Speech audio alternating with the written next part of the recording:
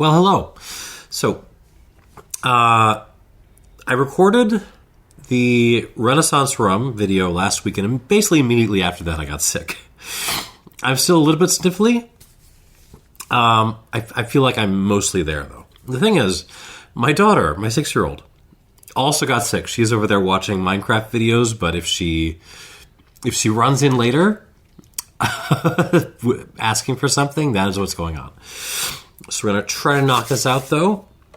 All right, what are we doing today? Today we're doing cognac. And particularly we're doing, I think, probably the most prestigious bottler for cognac. Jean-Luc Pasquet is they probably have Grosperon as a rival, but Grosperon also does other things. They do like Armagnac and stuff. Jean-Luc Pasquet pretty much entirely focuses on cognac. And they even distill their own stuff sometimes. They're really known as a bottler, but they do distill their own stuff. And we got one of them here. Now, I suppose I should say a few words about cognac, because I haven't talked about it in a while. Cognac, the region, you have to think of it as like 2, maybe 2.5 distinct spirits regions kind of layered on top of each other, and one and a half is clearly dependent on another. What I mean is, most cognac sales are from the big houses, the big 4 houses, although Camus and some of the others are starting to climb up there. The big house style cognac is watered down, sugared up, boised up, depending on brand, bottle presentation. It's way more expensive than it needs to be for what you're getting. So I don't really spend a lot of my time on the big house brand cognacs out there, the Hennies and the Courvoisiers and such. The half is, you do have some smaller negociant houses, the Heinz, the Camus, I guess, who are sort of following that trend, but trying to do it with a little bit of Larson, good example, a little bit more of a value bent, just trying to do a little bit better to attract, to pull customers off of the big names. However, all of those are dependent upon kind of the other half of cognac, which is the grower producers, the grower distillers, and also the independent bottlers who are bottling those folks up. What you have to remember is that the big houses are not, it's not like Kentucky, right? It's not like one big old industrial complex distillery with a big old honkin' column still bringing in grains and raw materials and stuff. That's not how it works. What you have in cognac is a whole bunch of independent grape growers and distillers who are often distilling this stuff in their basement. And then what they distill is bought up by the big blending houses and then blended into the mush that gets sold under the brands. But you can still get access to a lot of those grower producers sold under their own names or sold under independents like Pasquet. And those are not mush. Those are some of the best spirits in the world, and they deserve your attention if you are not giving it to them already. So, let's get started.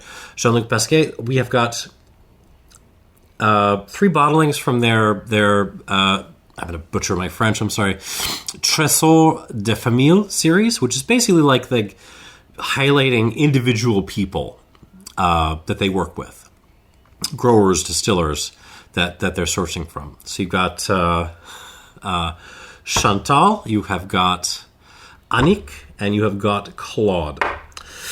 And then there's a Grape of the Art bottling, which I threw in. So this is a little bit tricky. It's an independent bottling of an independent bottler. Try to work that out sometime.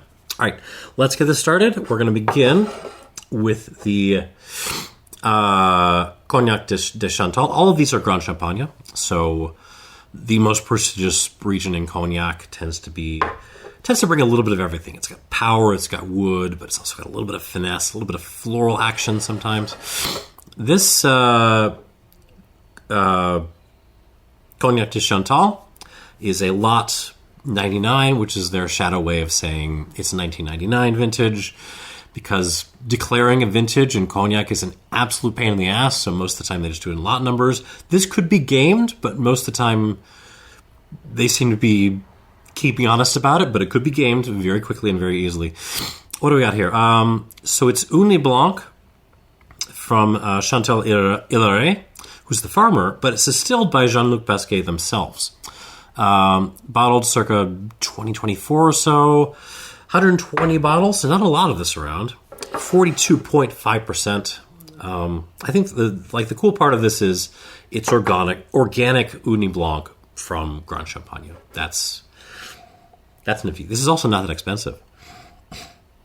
I just, gun to my head.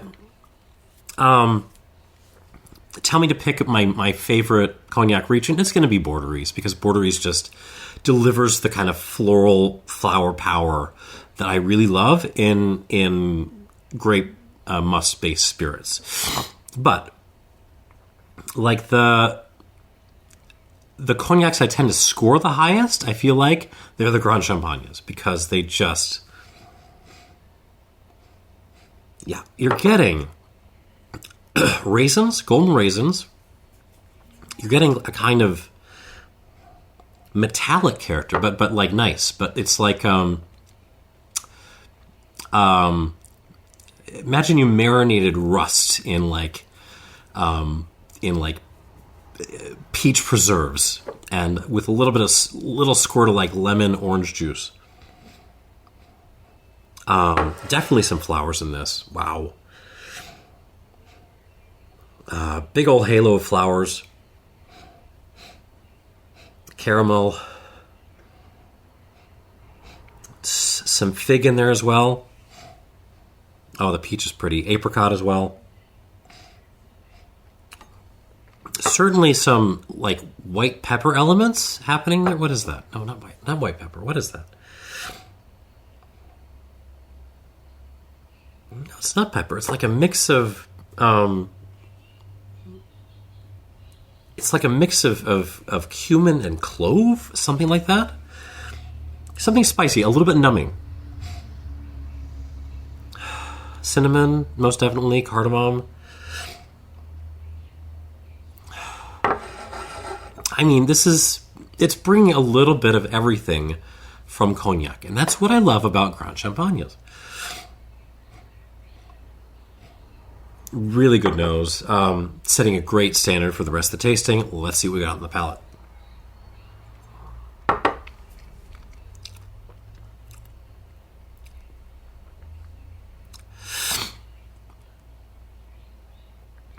So the nose punches way higher than the 42.5% that it says on the label. The palate, you start to realize, oh, this is bottled at a very reasonable strength.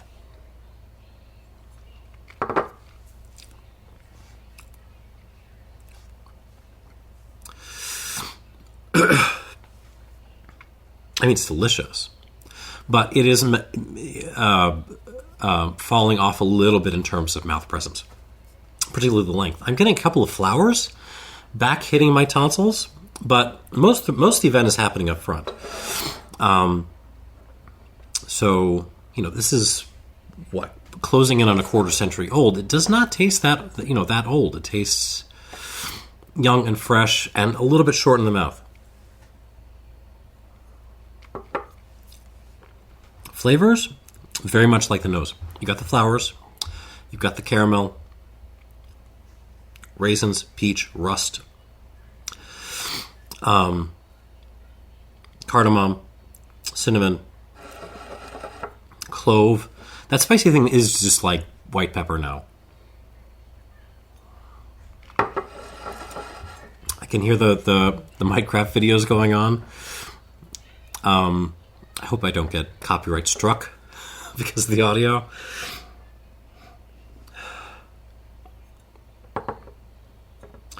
I mean, it's okay. There's some like overstewed Darjeeling going on as well. There's some aggressive wood on the finish. It's just not hitting me way back deep there, and a lot of the stuff I'm enjoying, the flavor profile is not hanging on that long.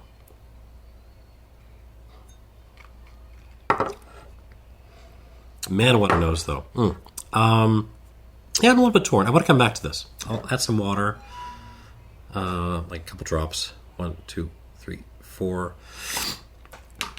So I want to see how this evolves. But at the moment, I like it's got a phenomenal nose, and it's a nice, easy drinker. Good cognac.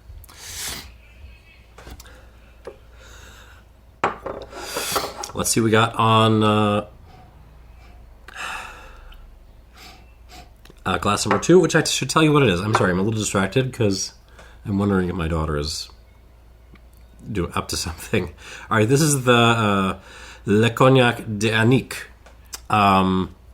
lot 92, also a Grande Champagne. This is not distilled by Jean-Luc Pasquet. This is distilled by Annick Tribot.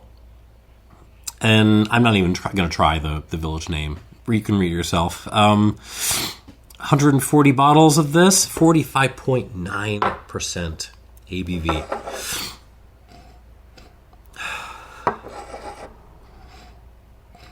On the nose, right away, a little bit more woody than the Chantal. Sorry, I'm going to clear my nostrils a little bit.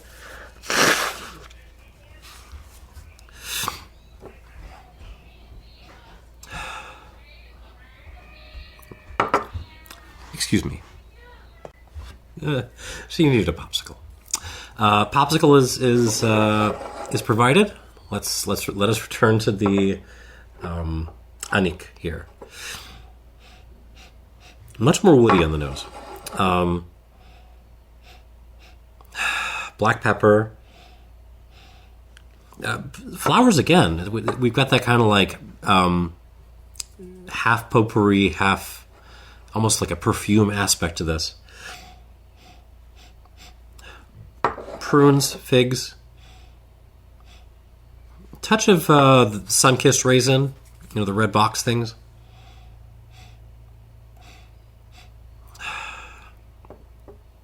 Cinnamon stick, but it's like used cinnamon stick, like it just came out of like the leftovers in a hot toddy pot.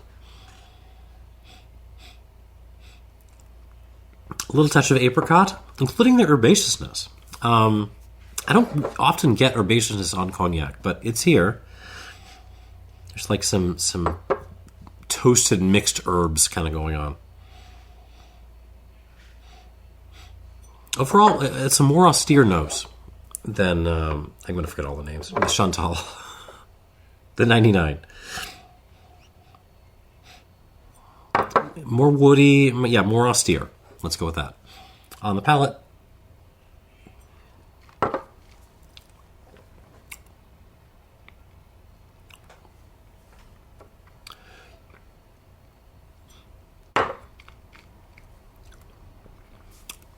Oh, that's fun. Yeah, there's a little bit of like a lemon mud kind of thing going on here, which is fun. That's something I usually get in like Armagnacs. So yeah, like a little bit of fresh lemon peel in mud, but nice. Not a lot of fruit on this. This is again, we're on the more austere side of things. It does have better mouth presence than the 99. This is not an easy drinker. It's a serious drinker.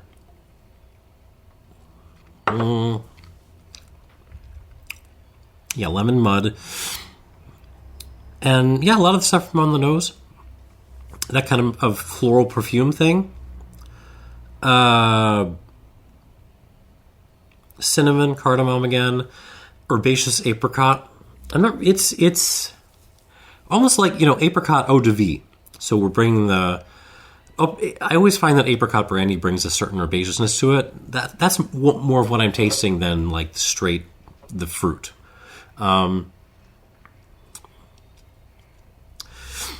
raisin, but also like a dark chocolate thing. So does dark chocolate raisinets exist? If that exists, this is a flavor note.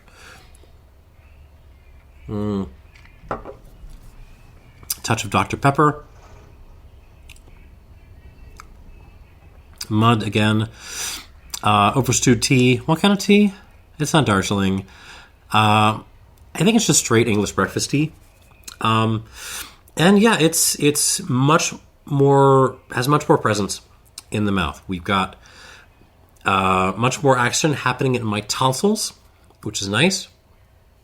A lot of the flavors going on hold on much longer. It's not actually more tannic than the 99. It's just like the flavors that aren't tannins, that aren't structural, are hanging on a little bit longer. But again, those flavors are more austere, so you have to know what you're getting into here.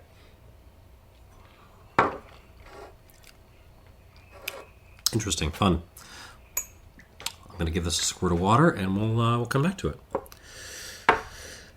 Now, this I think was one of the first releases from this series. This is the Cognac de Claude, from also Grande Champagne. This is a lot 64, so this is probably, assuming they're not faking us out, a 1964 vintage Grande Champagne, distilled by Claude Duluc in Touzac. Bottles around 2022. I'm not going to try to math it out exactly how this old. I don't want to do math on camera, but it's old. 47.4% alcohol by volume. I just realized something about my notes is wrong. Let me fix this. Okay. Let us see what we got on the nose of this very, very old cognac.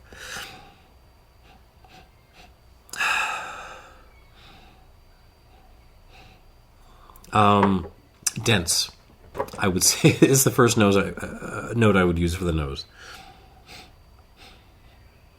Yeah, it just smells dense and dark. I don't think I'm going to get much out of this before I add water. And even with water, this is pretty...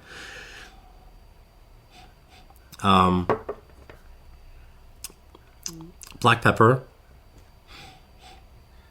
like stuffed full cigar box. Lots of Maduros, lots of natural leaves, just like, a cigar box that's been stuffed to the brim.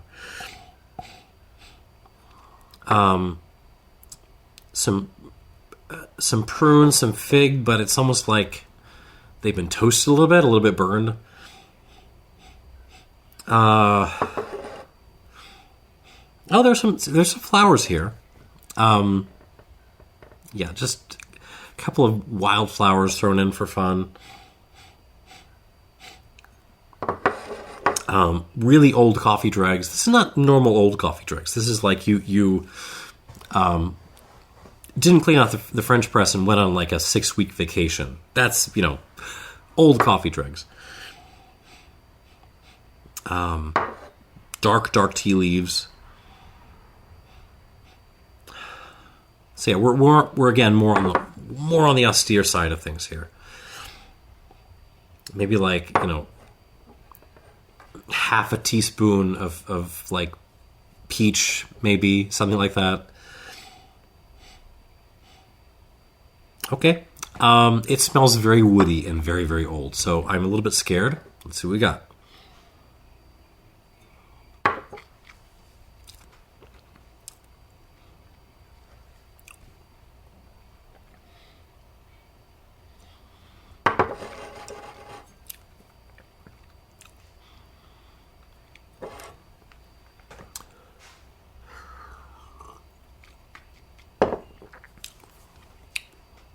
Yeah, there's just it's not my thing. Let's start with that. There's a certain kind of person who loves like old Daniel Beaulieu's old some of the L'Encantada stuff from across the further south in Armagnac. It's very, very woody, very, very woody. The wood tannins just hang on in your mouth for forever. So there's some presence here.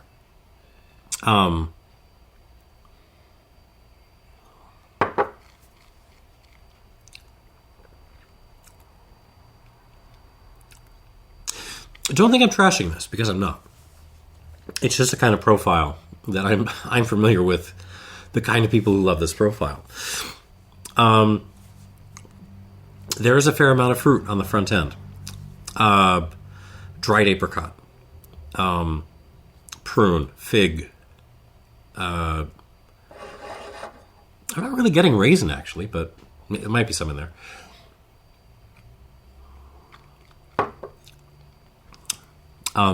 Nectarine. Even a little bit of like a dried mango thing, actually, up front. Very subtle, but it's there. And then it really just transitioned into like a big old dry French oak extravaganza. So heavy on the overstewed black tea. I feel like I just licked a log that had been split open by Captain America. I guess Captain France in this case, but you know what I mean.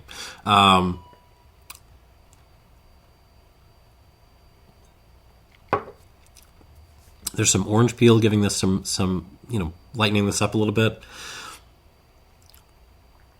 Really, I mean, in terms of points, really good mouth presence. We got length. We got a finish where stuff sticks around. That all that kind of fruitiness from the back end, it kind of tones down a little bit as you go through the development. But what holds on through the finish, which is nice. It's certainly got texture.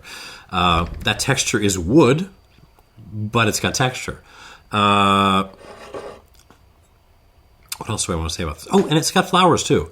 It's got, again, a couple of wild flowers kind of thrown about in the big old storm of aggressive, 50-plus-year-old wood that this is bringing.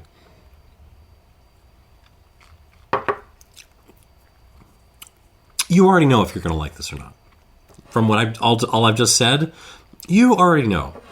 But I want to see if I can add some water to this. Maybe coax out some more friendliness from it. And finally, this is the independent bottling of the independent bottler, Grave of the Art, Jean-Luc Pasquet, Lot 79. This is all ugni blanc as well, like the rest of these. Distilled by Jean-Michel Tribot. I'm guessing the dad of the other Tribot. In 1979, 1980. Bottled in 2022, so we're looking at 41 years old. But this is the strongest thing here at 52.3% on the nose.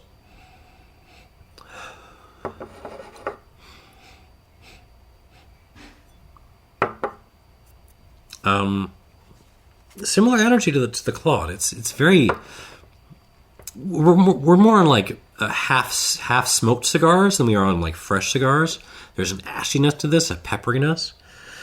But yeah, it smells like really good half smoked cigars, like the ashtray at an absolutely premier cigar bar, with some black pepper, cinnamon, cardamom.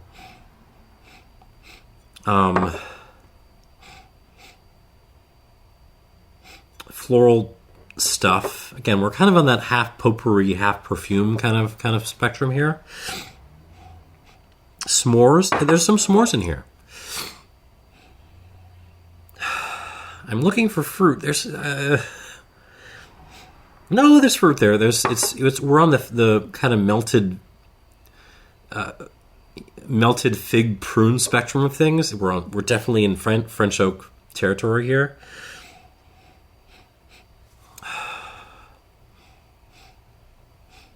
Yeah, it smells like a French oak bomb, and that's okay. I'm okay with that. What's going on? couple of rocks to this. There's some definite minerality to this going on, like some sandstone, maybe some granite on the palate.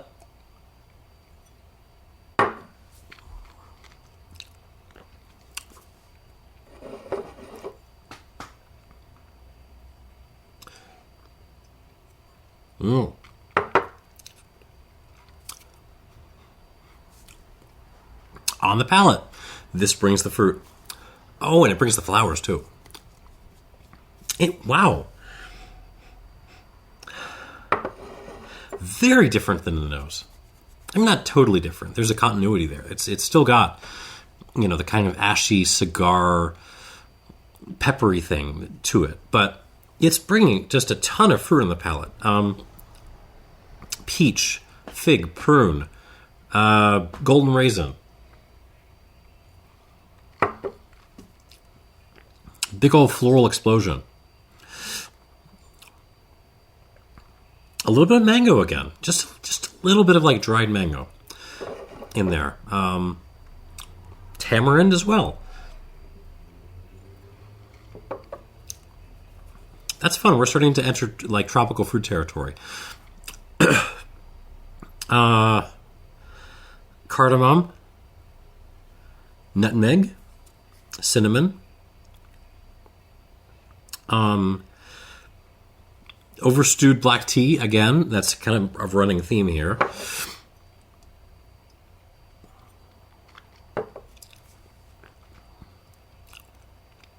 I mean, the mouth presence on this is it's not as kind of overtly woody as the 64, but like the presence is just in its own way just as impressive without relying so much on the woody character, if you get my drift. Like, don't get me wrong, there's a kind of person that will prefer the 64 to this. And if that's, you probably know if that's you. Don't look at me like that. You've got a bottle of Evan Williams 18, or I'm sorry, Elijah Craig 18 stashed in the back there, and it's your most prized possession. I know you. I see you in the back there.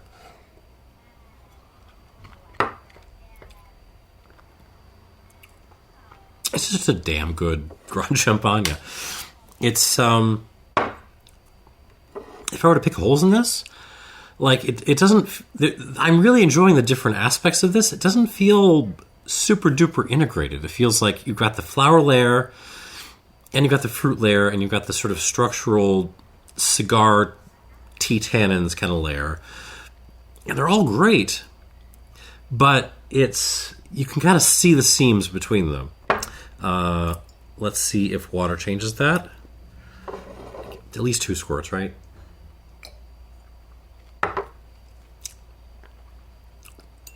I'll go 2.5. All right, let us go back through these again. Back to I can never remember the name of this. The Chantal, the 99.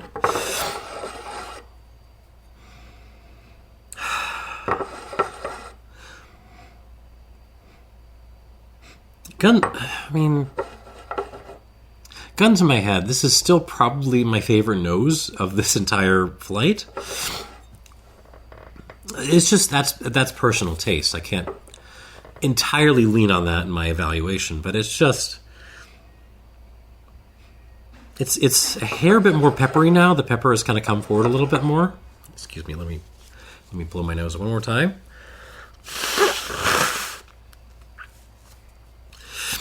But that's the main change. I mean, it's the peach and the fruit,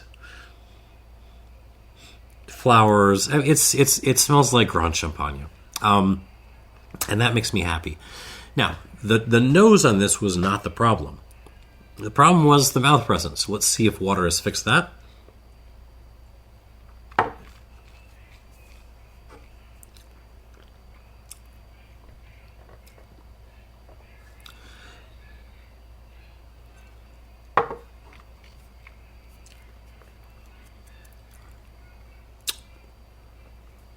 You know what?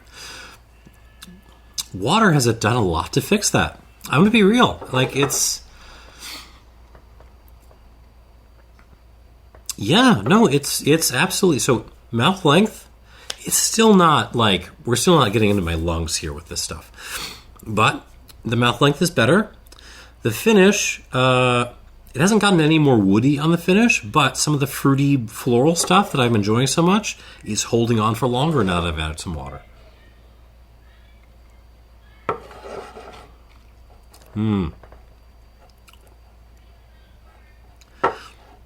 I see, I could still edge things up on the texture a little bit more, but this is fantastic. I love this. This is it's Grande Champagne isn't something I think of as like an easy drinker kind of spirit. It's it's iron fist and velvet glove kind of style, but this is very drinkable.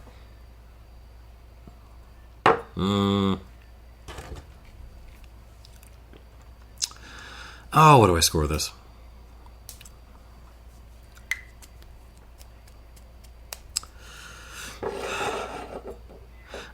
I'll give it a good score. I'll give it like an 87 plus. I like this a lot. And it really does step up with quite a bit with water. So yeah, 87 plus.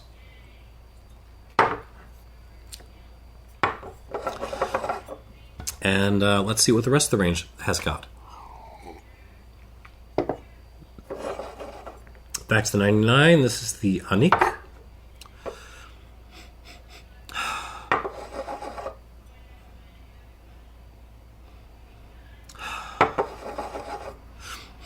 Yeah, this was the one that was on the more austere side, right?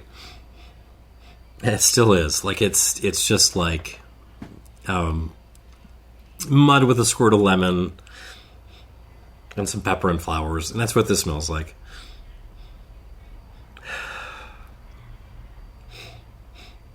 Yet weirdly enough, I mean, this feels more Armagnac-y in some ways than Cognac-y. Am I complaining? No, I am not. On the palate.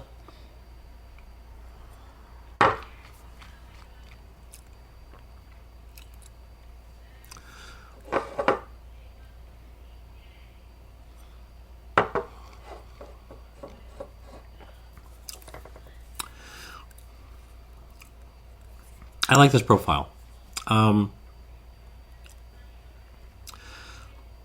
Yeah, I really do. I mean, this is austere. Don't get me wrong. This is super duper austere. Aggressive overstewed tea, mud, lemon peel, flowers.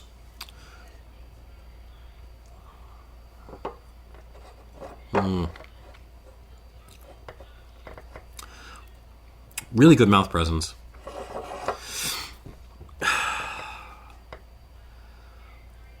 It's tricky. I don't know what to do with this one because if this was a young Armagnac that cost under $100, $80 or so, I would absolutely give this a thumbs up. A Barillon, something like that.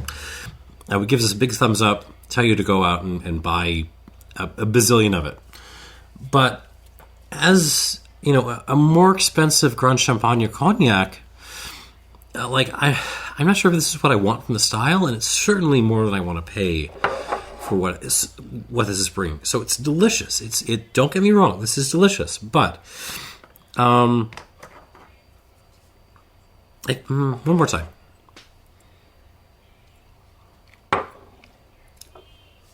It's delicious, but it's 87 points.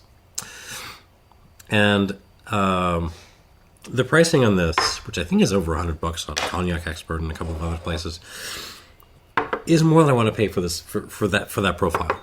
If I'm honest, you can go over to Armagnac and you can get better. Sorry. All right, back to the Claude 64. Let's see if this is kind of de-densed itself. And it has a little bit. Okay, now we're getting some fruit cake doused in black tea kinds of notes. I mean, it's still a lot of wood, but the wood is talking a little bit more now.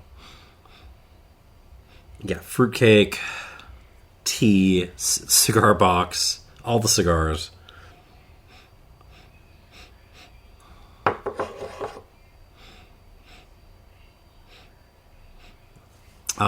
Yeah, I'm enjoying the additional kind of fruity aspect of this. And there's some more flowers running around too. But it's still very, like, it's more open now, but it's still very, very, very, very, very dominated by French oak. Aggressive French oak. And if you like that, that's okay. Like, I'm here for you. That's okay. Let's see what happens with the palate.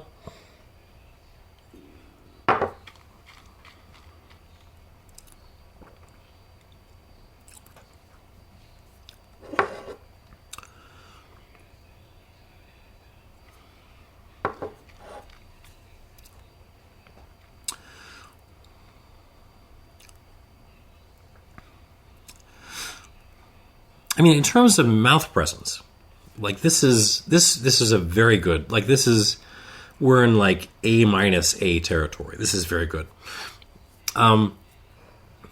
Complexity, balance. We're knocking some points off. The palate changes less than the nose actually on this when you add water.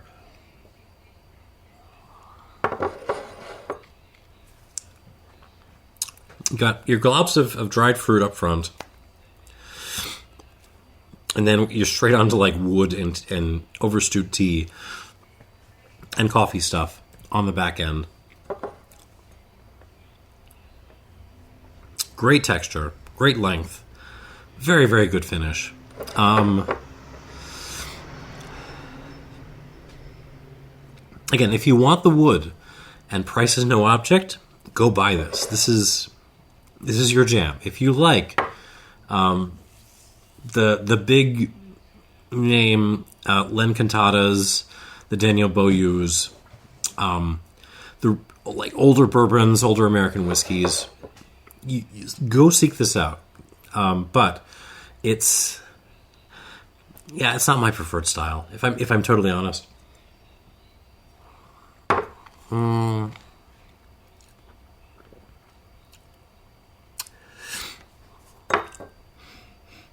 But the nose is better. It does improve. I'll call this an 88 plus. 88 plus out of 100. Very, very good cognac. Not totally my thing. I just want a little bit more complexity, a little bit more balance, and we'd have a 90 there. Moving on. This is the 79 again. The Grape of the Art.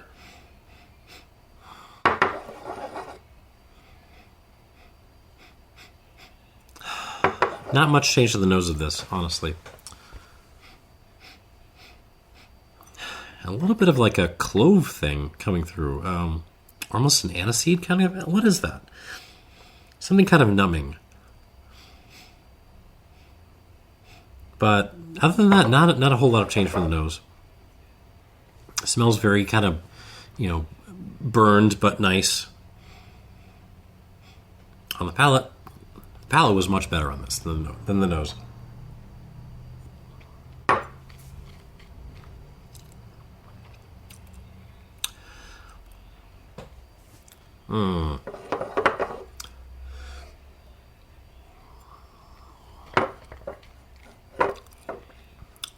Hard to argue with this. Oh.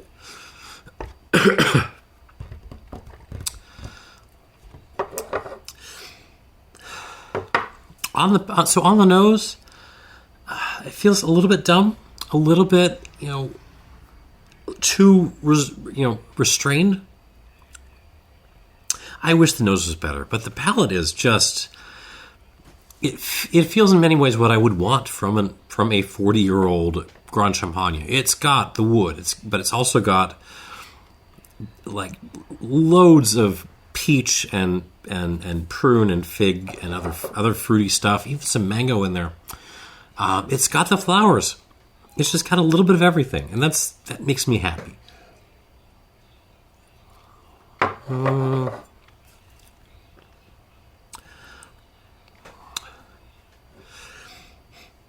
I mean, it does improve with water, but the nose still isn't very good. Oh, but it's got complexity, and it just hangs and hangs. Okay,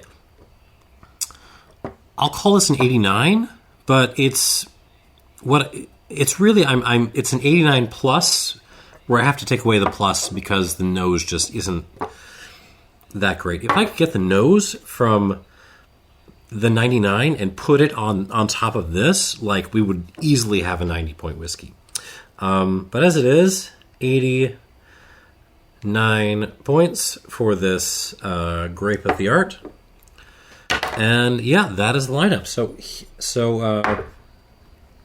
what do we got? So we got the Anik, which is interesting. It's more Baz Armagnac in style than it is Grande Champagne to me, although it does have the flowers.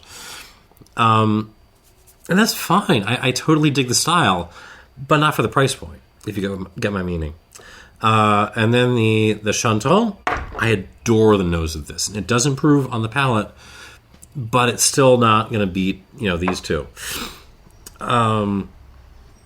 Claude, 64. If you like big wood, you will like this.